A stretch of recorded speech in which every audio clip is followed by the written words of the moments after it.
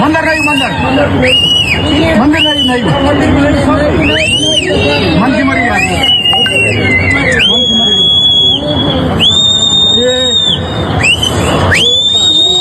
ഭീതിജനകമായിട്ടുള്ള ദൃശ്യമാണ് ഇപ്പോൾ നമ്മൾ കാണുന്നത്.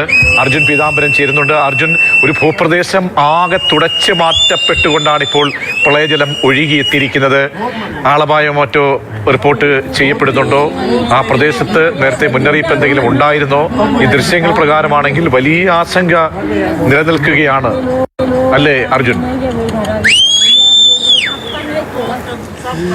പ്രജീഷ, ആശങ്കയോടുകൂടി തന്നെ പറയട്ടെ, നമ്മൾ വയനാട്ടിൽ കണ്ടതിന് ഏകദേശം സമാനമായിട്ടുള്ള കാര്യങ്ങളും ദൃശ്യങ്ങളുമാണ് ഇപ്പോൾ ഉത്തരാഖണ്ഡിൽ നിന്നും ഇപ്പോൾ കാണാൻ സാധിക്കുന്നത്. അവിടെ ഇപ്പോൾ കണ്ടുകൊണ്ടിരിക്കുന്നത് ധാരാലി എന്ന് പറയുന്ന ഗ്രാമമാണ്. ഉത്തരാകാശി ജില്ലയാണ്. അവിടെ ധാരാലി എന്ന് പറയുന്ന ഗ്രാമത്തിൽ അല്പം മുൻപുണ്ടായ ഒരു മേഘവിസ്ഫോടനത്തെ തുടർന്നുണ്ടായ മണ്ണിടിച്ചിലിൻ്റെയും അതുപോലെ മിന്നൽ പ്രളയത്തിൻ്റെയും ദൃശ്യങ്ങളാണ് ഇപ്പോൾ കണ്ടുകൊണ്ടിരിക്കുന്നത്. ഈ ധാരാലിക്കടുത്ത് മറ്റൊരു ടൗൺ കൂടിയുണ്ട്.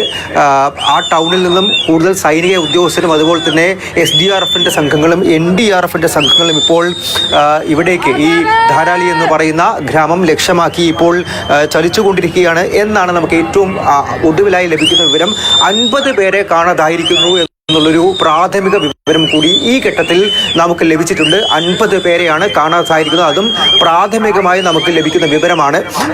കഴിഞ്ഞ കുറച്ച് ദിവസമായി ഉത്തരേന്ത്യയിൽ മഴ ഉണ്ടായിരുന്നു. ഉത്തരാഖണ്ഡും ഉത്തർപ്രദേശും ഉൾപ്പെടെയുള്ള മേഖലകളിൽ മഴ സാരമായി തന്നെ പെയ്തിരുന്നു. പക്ഷേ ഇത്തരത്തിൽ മേഘവിസ്ഫോടനങ്ങൾ ഉണ്ടാകുന്നത് അത് ഉത്തരാഖണ്ഡിനെ എല്ലാം തന്നെ സംബന്ധിച്ചും ഉത്തരകാശിയെ സംബന്ധിച്ചും വളരെ സാധാരണയായി തന്നെ പറയപ്പെടുന്നതാണെങ്കിൽ പോലും അത് ഇത്ര വലിയൊരു അപകടത്തിലേക്കും ദുരന്തത്തിലേക്കും കൊണ്ടുപോയി എത്തുമെന്ന് ഒരു പക്ഷേ പ്രതീക്ഷിച്ച് കാണില്ല. ഈ ഉത്തരകാശിയിലെ തന്നെ ധാരാലി എന്ന് പറയുന്ന ഗ്രാമം, അവിടെ ഉണ്ടായിട്ടുള്ള വലിയ പ്രളയം, ജീവഹാനികളൊക്കെ വെച്ച് നോക്കുമ്പോൾ ഇതൊരു ജനവാസ മേഖലയാണെന്ന് നമുക്ക് വ്യക്തമായി തന്നെ പറയാൻ കഴിയുന്നുണ്ട്. ആ ദൃശ്യങ്ങളിൽ നിന്ന് മനസ്സിലാക്കുന്നുണ്ട്. അപ്പോൾ ഈ 50 പേരെന്നുള്ള അതിനപ്പുറത്തേക്ക് ഈ കാണാതായ ആളുകളുടെയൊക്കെ തന്നെ എണ്ണം ഉയരാനുള്ള സാധ്യതയുണ്ടോ? എന്താണ് അവിടുത്തെ സർക്കാരുമായി ബന്ധപ്പെട്ട വൃത്തങ്ങൾ എന്തെങ്കിലും ഒഫീഷ്യലായിട്ട് എന്തെങ്കിലും അറിയിപ്പുകൾ വല്ലതും നൽകുന്നുണ്ടോ? പ്രജീഷ്, ഈ ഘട്ടത്തിൽ ഔദ്യോഗികമായിട്ടുള്ള അറിയിപ്പുകൾ വന്നിട്ടില്ല. കണക്കെടുക്കലുകൾ അടക്കം നടക്കുന്ന സമയത്ത് എത്ര പേരെ കാണാതായി എന്നുള്ളതിൻ്റെ ഒരു ഏകദേശ കണക്ക് നമുക്ക് ലഭിക്കുമെന്നാണ് ഇപ്പോൾ അറിയുന്ന കാര്യം. 50 മുതൽ 60 പേരെ കാണാതായി എന്നുള്ള പ്രാഥമിക വിവരം നമുക്ക് ലഭിക്കുന്നുണ്ട്. ഇതൊരു ജനവാസ മേഖല തന്നെയാണ് ദൃശ്യങ്ങളിൽ വ്യക്തമാകുന്ന പോലെ തന്നെ. മാത്രമല്ല, ഏറ്റവും ഭയപ്പെടുത്തുന്ന വസ്തുത എന്ന് പറയുന്നത് ഒരു ടൂറിസ്റ്റ് കേന്ദ്രം കൂടിയാണ്.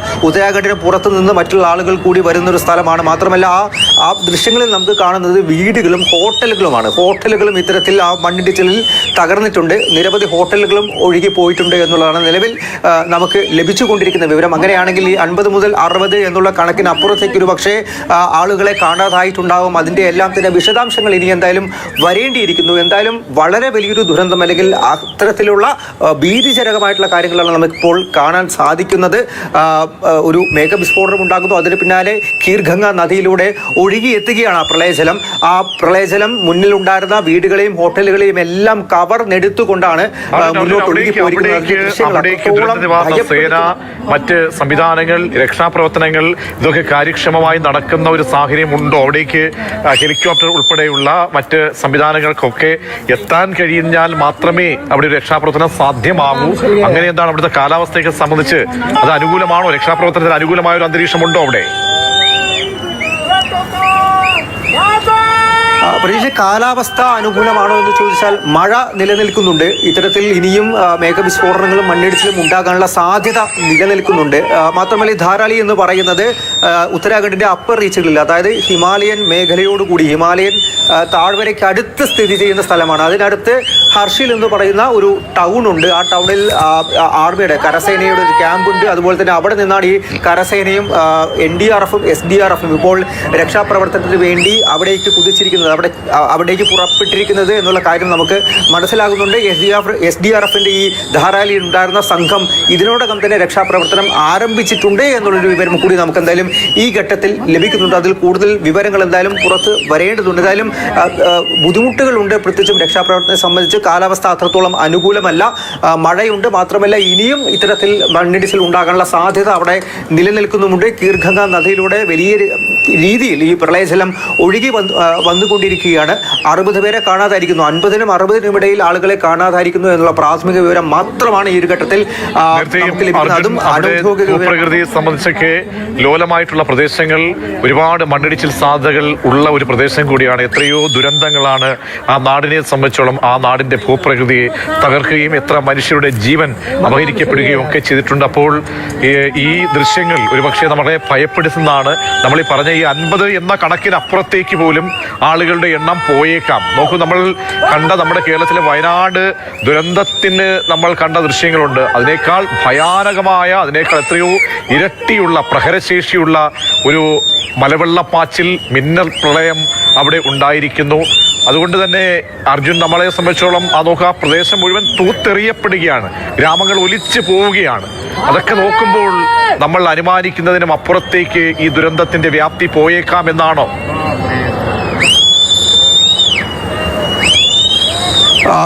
അങ്ങനെ ഭയക്കേണ്ടിയിരിക്കുന്നു പ്രജീഷ് ഈ ഒരു ഘട്ടത്തിൽ. കാരണം നമുക്ക് മുന്നിൽ ഔദ്യോഗികമായി ഉത്തരാഖണ്ഡ് സർക്കാർ നൽകുന്ന വിവരങ്ങളില്ല. ഈ ഒരു ഘട്ടത്തിൽ നമുക്ക് മുന്നിൽ ഇപ്പോൾ ഉള്ളത് ആ ദൃശ്യങ്ങളാണ്. ആ ദൃശ്യത്തിൽ നമുക്ക് വ്യക്തമായി തന്നെ കാണാൻ സാധിക്കുന്നുണ്ട് കീഴ്ഗംഗ നദിയിലൂടെ ഒഴുകിയെത്തുന്ന ആ പ്രളയജലം മുന്നിലുണ്ടായിരുന്ന ഈ ധാരാളി എന്ന് പറയുന്ന ഗ്രാമത്തിൽ നദിക്ക് മുന്നിലുണ്ടായിരുന്ന വീടുകളെയും അതുപോലെ തന്നെ അവിടെ ഉണ്ടായിരുന്ന ഹോട്ടലുകളെയും എല്ലാം വിഴുങ്ങിക്കൊണ്ടാണ് മുന്നോട്ട് പോയിക്കൊണ്ടിരിക്കുന്നത്. ആളുകൾ നിലവിളിക്കുന്നതടക്കം ഫോണിൽ മറ്റുള്ളവരെ ബന്ധപ്പെടൂ, ബന്ധുക്കളെ ബന്ധപ്പെടൂ, രക്ഷാപ്രവർത്തകരെ ബന്ധപ്പെടൂ എന്നുള്ള കാര്യങ്ങളടക്കം വിളിച്ചു പറയുന്ന ആ ഒരു ശബ്ദവും നമുക്ക് ആ ദൃശ്യങ്ങളിൽ കേൾക്കാൻ സാധിക്കുന്നുണ്ട്. അപ്പോൾ അത്രത്തോളം ഭീതിജനകമാണ്, ഭയപ്പെടുന്നൊരവസ്ഥയാണ് എന്തായാലും ഉത്തരാഖണ്ഡിൽ നിലനിൽക്കുന്നത്. മാത്രമല്ല ഇനിയും ഒരു പക്ഷേ മേഘവിസ്ഫോടനങ്ങളും ഈ മിന്നൽ പ്രളയങ്ങളും ഉണ്ടാകാനുള്ള സാധ്യത നിലനിൽക്കുന്നുണ്ട്. ഹിമാചൽ പ്രദേശിൽ ഒരു മാസം പോലും തികഞ്ഞിട്ടില്ല 19 മേഘവിസ്ഫോടനങ്ങൾ 4 ദിവസത്തിനിടെ റിപ്പോർട്ട് ചെയ്തിട്ട്. പക്ഷേ അതിൻ്റെ തീവ്രത താരതമ്യേന കുറവായിരുന്നു. ഇത് അത്രത്തോളം വലിയ മഴ, മേഘവിസ്ഫോടനം, അതിന് പിന്നാലെ മണ്ണിടിച്ചിലും മിന്നൽ പ്രളയവും ഉണ്ടായിട്ടാണ് ഇത്തരത്തിൽ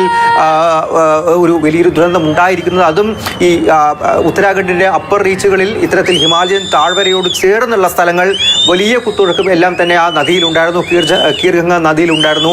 അതിൻ്റെ എല്ലാം ബാക്കി പത്രമാണ് നമുക്കിപ്പോൾ ഈ ദൃശ്യങ്ങളിൽ കാണാൻ സാധിക്കുന്നത്. ഇതിൻ്റെ ഔദ്യോഗികമായിട്ടുള്ള വിവരങ്ങൾ, മറ്റ് റിപ്പോർട്ടുകൾ ഇനി എന്തായാലും ലഭിക്കേണ്ടതുണ്ട്. അത് വരും മണിക്കൂറുകളിൽ ലഭിക്കും എന്നുള്ള ഒരു വിവരം തന്നെയാണ് നമുക്ക് എന്തായാലും ഈ ഒരു ഘട്ടത്തിൽ മനസ്സിലാക്കാൻ സാധിക്കുന്നത്. അർജുന, ഈ 2 ദിവസങ്ങളിലായി കനത്ത മഴ ഈ പ്രദേശങ്ങളിലൊക്കെ തന്നെ സംസ്ഥാനത്ത് റിപ്പോർട്ട് ചെയ്യപ്പെടുന്നതായി പറയപ്പെടുന്നുണ്ട്. അപ്പോൾ ഈ മഴയുടെ തോത്, പിന്നീട് പറയുന്ന പോലെ മിന്നൽ പ്രളയം, മേഘവിസ്ഫോടനം, അത് നേരത്തെയും 2013-ലും അതിനുശേഷമൊക്കെ ഉണ്ടായിട്ടുള്ള പ്രളയങ്ങളിൽ ഏറ്റവും കൂടുതൽ സംഭവിക്കുന്നത് ഈ മേഘവിസ്ഫോടനങ്ങളാണ്. അപ്പോൾ ഈ മിന്നൽ പ്രളയം അതൊരു പുതിയ കാര്യമല്ല സംസ്ഥാനത്തെ സംബന്ധിച്ചോളം.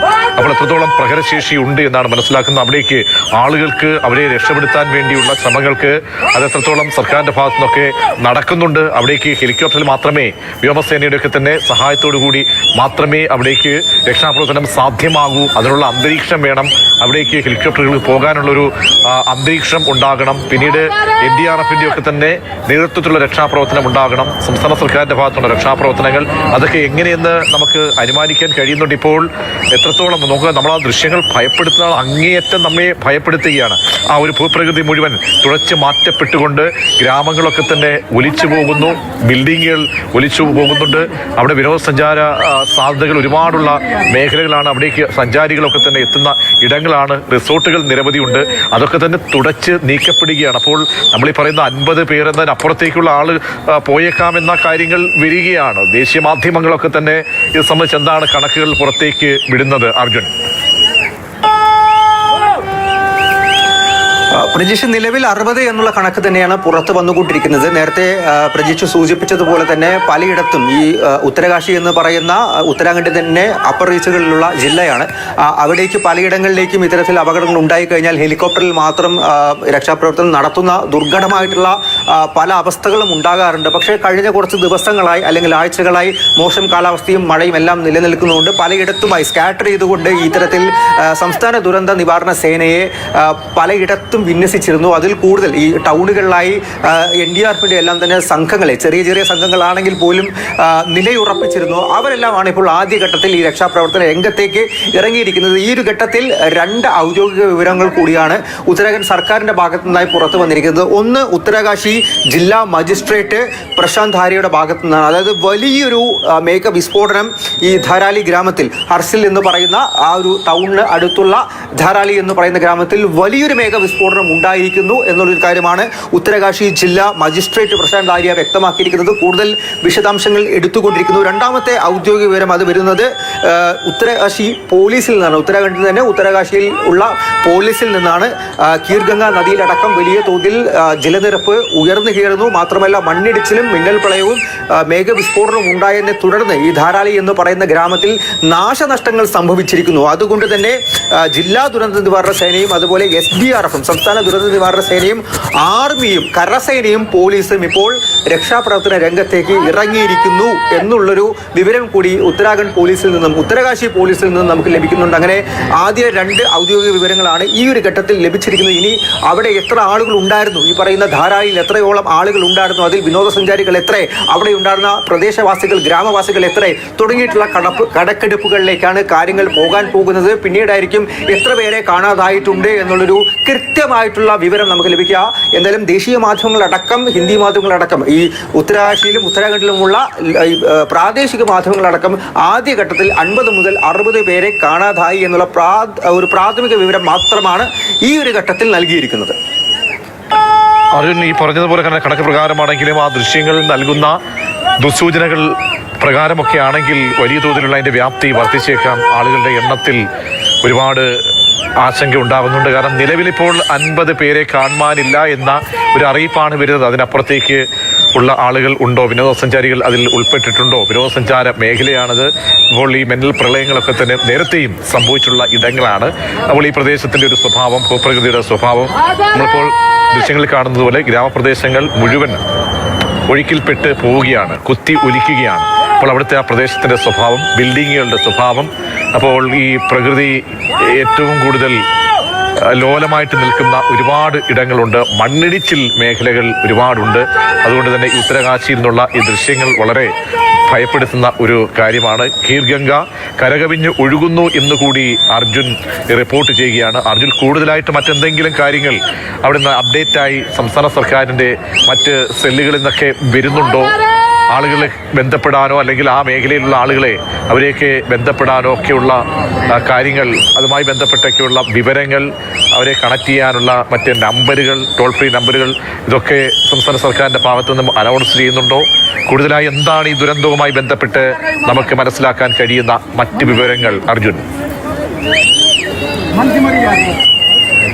പ്രജേഷ്, ഇപ്പോൾ ഈ ധാരാലി എന്ന് പറയുന്ന ഗ്രാമത്തിലുള്ള പ്രാദേശിക അധികാരികളുമായി സംസ്ഥാന സർക്കാർ, ഉത്തരാഖണ്ഡ് സർക്കാർ നേരിട്ട് ബന്ധപ്പെടാൻ വേണ്ടിയിട്ടുള്ള ശ്രമങ്ങൾ നടത്തുന്നുണ്ട്. അവിടെ എന്താണ് സംഭവിച്ചത്, അവിടെ എത്രത്തോളം ഈ നാശനഷ്ടങ്ങൾ ഉണ്ടായിട്ടുണ്ട്, എത്ര വലിയൊരു അപകടമാണ് ഉണ്ടായിരിക്കുന്നത് എന്നുള്ള കാര്യത്തിൻ്റെ ഒരു സ്ഥിതിഗതികൾ കൃത്യമായി വിലയിരുത്താൻ വേണ്ടി, അത് മനസ്സിലാക്കാൻ വേണ്ടി അവിടെയുള്ള പ്രാദേശിക അധികാരികളെ ബന്ധപ്പെടുന്ന ഒരു ഘട്ടത്തിലാണ് നിലവിൽ എന്തായാലും ഉത്തരാഖണ്ഡ് സർക്കാർ ഉള്ളത് എന്നുള്ള കാര്യം മനസ്സിലാകുന്നുണ്ട്. അതേസമയം തന്നെ കൂടുതലായിട്ടും ഈ ഇത്തരത്തിൽ അവിടെ ഉണ്ടായിരുന്ന ഹോട്ടലുകളും ചെറിയ വീടുകളും തകർന്നു പോയി, അതിൻ്റെ എല്ലാം തന്നെ അവശിഷ്ടങ്ങൾ പലയിടത്തും കാണാൻ സാധിക്കുന്നുണ്ട് എന്നുള്ള വിവരങ്ങളടക്കം ഈ ഒരു ഘട്ടത്തിൽ പുറത്തു വന്നുകൊണ്ടിരിക്കുകയാണ്. നമുക്ക് കൃത്യമായിട്ടുള്ള ഒരു റിപ്പോർട്ട്, അതായത് ഒരു വിവരം ലഭിക്കേണ്ടതുണ്ട്. അതായത് എന്താണ് അവിടെ യഥാർത്ഥത്തിൽ സംഭവിച്ചത്, എത്രത്തോളം വലിയൊരു അപകടമാണ് സംഭവിച്ചത്, എത്ര പേരുണ്ടായിരുന്നു, എത്ര പേരെ കാണാതായി എന്നുള്ള കാര്യങ്ങളിലടക്കം ഒരു കൃത്യമായിട്ടുള്ള ഒരു വിവരം ലഭിക്കേണ്ടതുണ്ട്.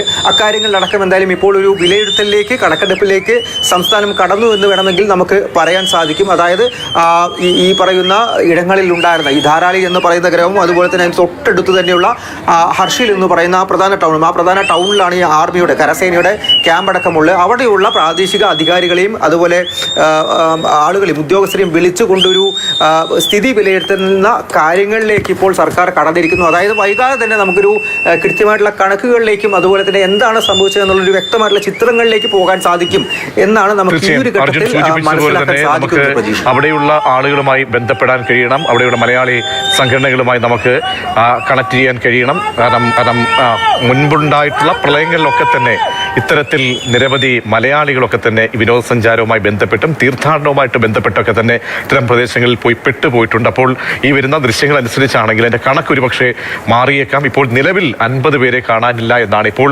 അറിയിപ്പ് വരുന്നത്. ഇപ്പോൾ ദൃശ്യങ്ങൾ പ്രകാരമാണെങ്കിൽ അതല്പം ആശങ്കപ്പെടുത്തുന്നുണ്ട് എന്നുകൂടി മനസ്സിലാക്കിയാണ് ഏറ്റവും പുതിയ വിവരങ്ങളിലേക്കും ദൃശ്യങ്ങളിലേക്കും ഒക്കെ തന്നെ നമുക്ക് അതിവേഗം തിരികെ എത്താം.